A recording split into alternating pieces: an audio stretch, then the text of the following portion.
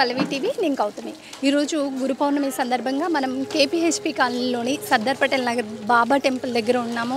ఈరోజు గురు పౌర్ణమి రావడం విశిష్టత. గురు పౌర్ణమి అనేది ఒక విశిష్టత అయితే గురువారం రోజు గురు పౌర్ణమి రావడం అనేది మరో విశిష్టత. ఇక్కడ ఆలయంలో ఎలాంటి పూజలు జరుగుతాయి, మార్నింగ్ నుంచి సాయంత్రం దాకా ఎలాంటి పూజలు జరుగుతాయి, ఈ టెంపుల్ విశిష్టత గురించి, గురు పౌర్ణమి విశిష్టత గురించి ఇక్కడ అర్చక స్వాములు ఉన్నారు, వారిని అడిగి తెలుసుకుందాం పదండి.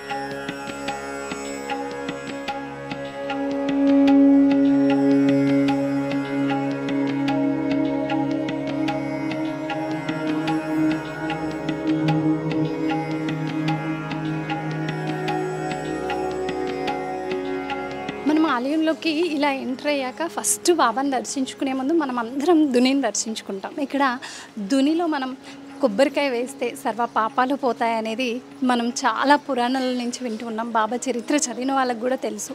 మనం ఇక్కడ దునిని చూడొచ్చు. ఫస్ట్ ఇక్కడ దుని దర్శనం తర్వాతే మనం పైకి వెళ్ళి బాబా వారిని దర్శనం చేసుకుంటాం.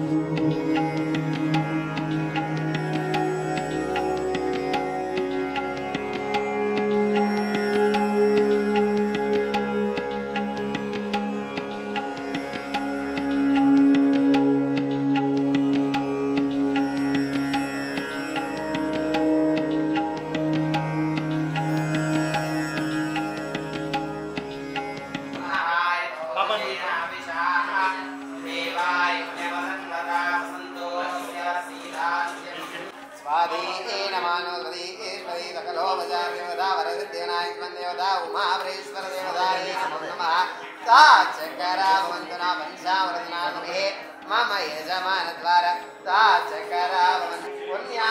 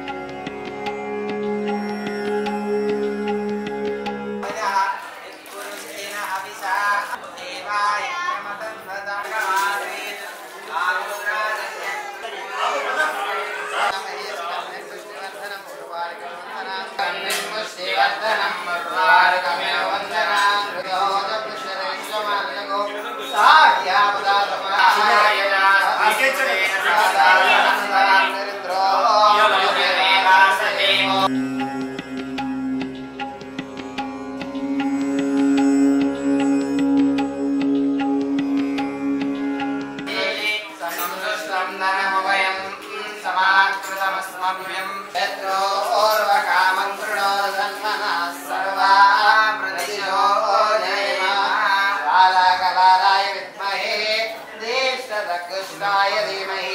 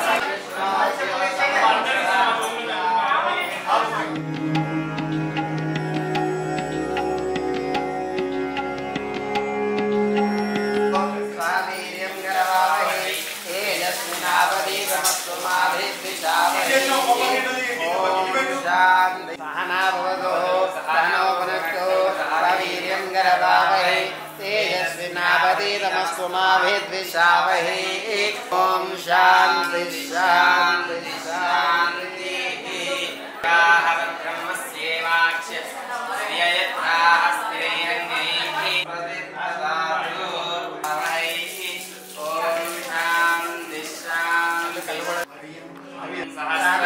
सहनाववतु सहनो भुनक्तु वीर्यं करवावहै तेजस्विनावधीतमस्तु मा विद्विषावहै ओम शांति शांति शांति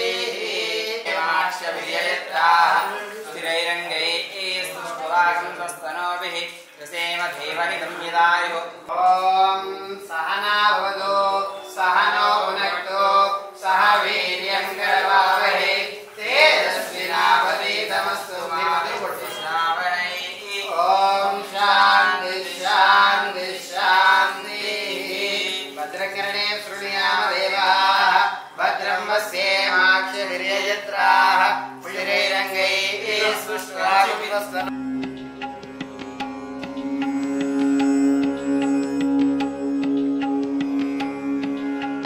पुण्यामेव लक्ष्मी पुण्यामेव तरलक्ष्मी सम्भावयति यत् पुण्यं नक्षत्रं दर्भत्कुरवेदो विषं यदा वै सूर्योदयति अध नक्षत्रं नैति यावत् तत्र सूर्यो गच्छेत् यत्राजागर्यं पश्येत् तावत् कुर्वेदैर्कार्यं स्यात् पुण्याहमेव कृते पुण्याः भवन्तो ब्रुवन्तु शान्तिरस्तु पुष्टिरस्तु तुष्टिरस्तु वृद्धिरस्तु विश्वमस्तु सर्वतो नशकुने अंडदग्गर నేను వస్తాను ప్రకృతితో నశకునే పునక్తో సహ వీర్యం కరవావహే తేజస్వినాభరీతమస్తు మా విద్విషావహే ఓం శాంతి శాంతి శాంతి గురు సాయినాథ దేవత సకలో క్షేత్రం తద్భద్గుర్వేదోపవిశం యథా వై సూర్యోదయతి అధ నక్షత్రం దేవతాభ్యో నమో నమః పురుషः సహస్రాక్ష సహస్రవాసభూమి విశ్వధో ఋత్వాధ్యదిష్టదశాంగులం పురుషే భేదగుం సర్వం యద్భూతం యచ్చ భవ్యం తామృతస్యేషానః యధన్నేనాతిరోహతి ధావానస్సు మహిమాధోధ్యాయా కృష్ణపూరుషः शासनानसनयवेदस्माद्विराजो अधिपूर्वः सजातो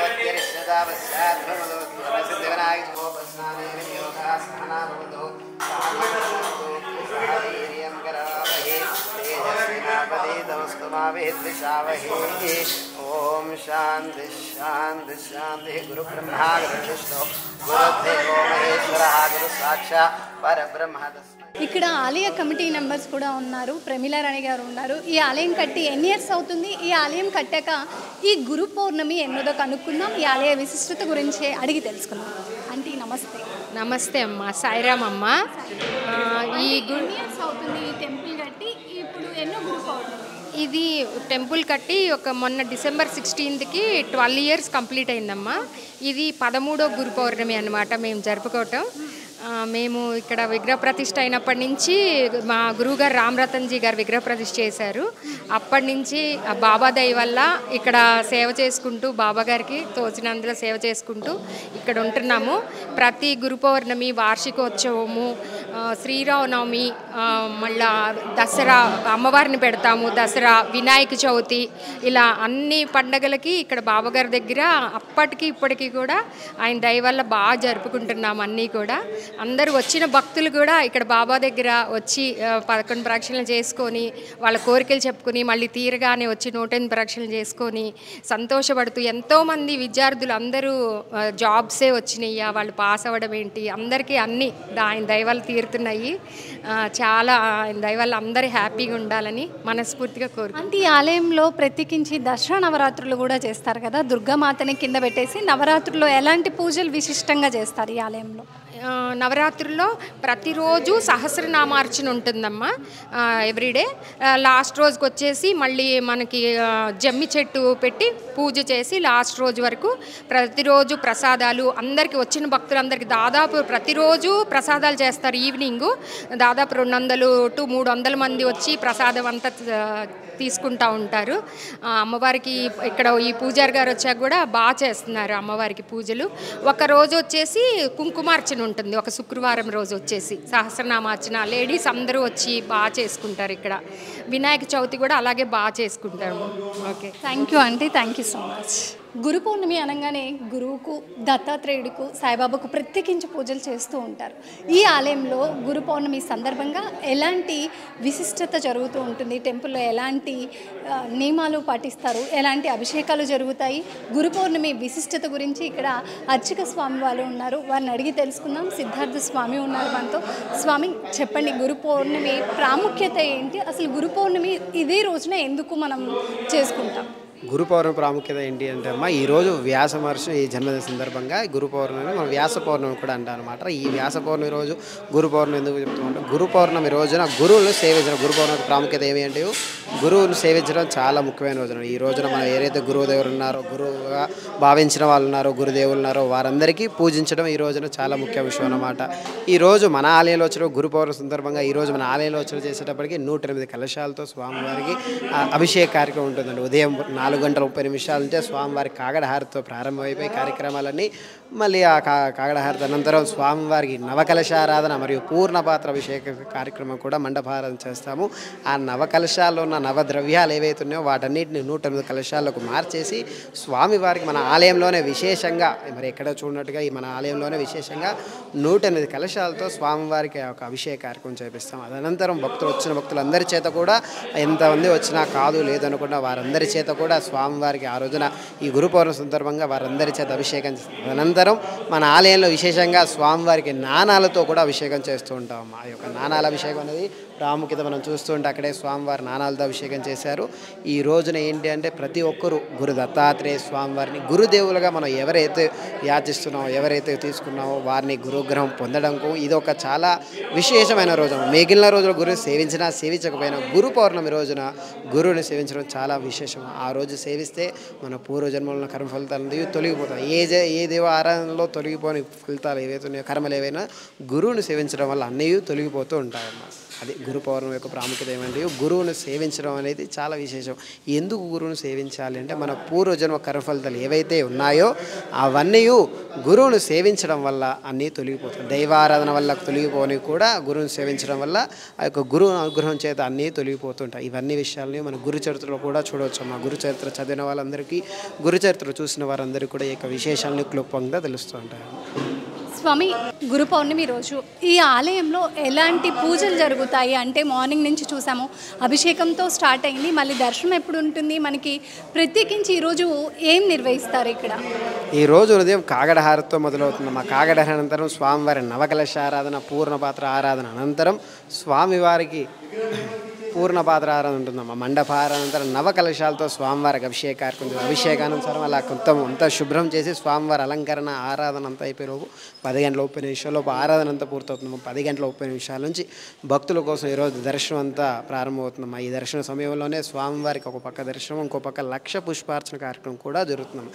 ఈరోజు విశేషంగా లక్ష పుష్పార్చన కార్యక్రమం కూడా స్వామివారికి చేస్తున్నాం. అదేవిధంగా గురువారం గురు పౌర్ణమి రావడం కూడా చాలా విశేషమైనప్పటికీ భక్తులను ఇబ్బంది పెట్టకుండా భక్తులందరికీ కూడా ఆ యొక్క స్వామివారి దర్శనం అందాలని భావించి మేము మా కమిటీ వాళ్ళందరూ నిశ్చయించుకున్న వారి ఆ ఆరాధన కార్యక్రమం, ఈ అభిషేక కార్యక్రమం కూడా వీలైన త్వరగా ముగించేసుకొని 10 గంటల 30 నిమిషాల నుంచి స్వామివారి భక్తులందరికీ స్వామివారికి దర్శనం ఇవ్వాలని భావించుకున్నాము. 10 గంటల 30 నిమిషాలు స్వామివారి ఆరాధన ముగించేసి భక్తులందరికీ స్వామివారి దర్శనం పుష్పార్చన చేసుకునే అవకాశము, స్వామివారి దర్శనం చేసుకునే అవకాశం ఉంటుంది.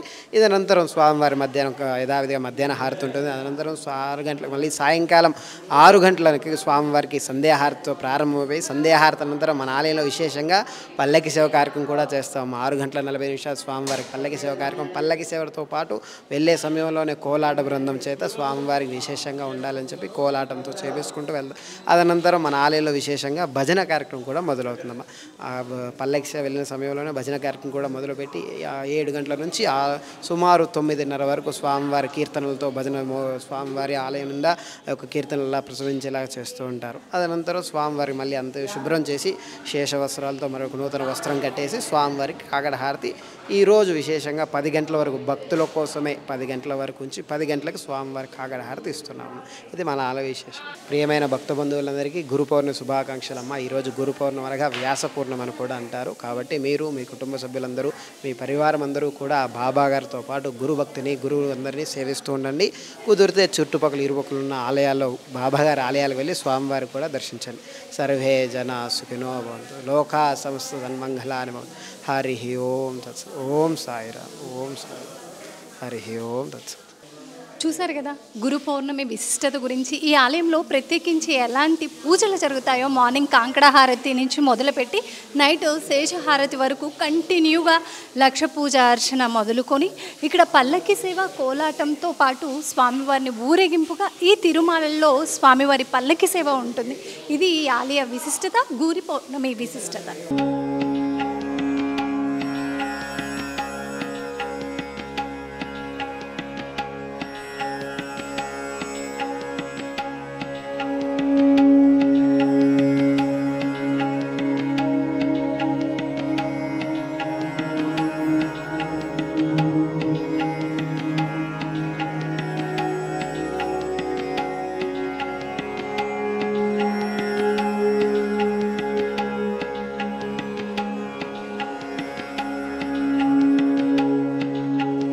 ప్రత్యేకించి ఈ ఆలయంలో మనం చూసుకున్నట్టయితే పైన స్వామివారికి డబ్బులతో అలంకరణ, 10 రూపాయల నోటుతో 20 రూపాయల నోటుతో ఇలా స్వామివారికి చాలా చక్కగా అలంకరణ చేశారు. మనం ఇది విజువల్స్లో కూడా చూడొచ్చు.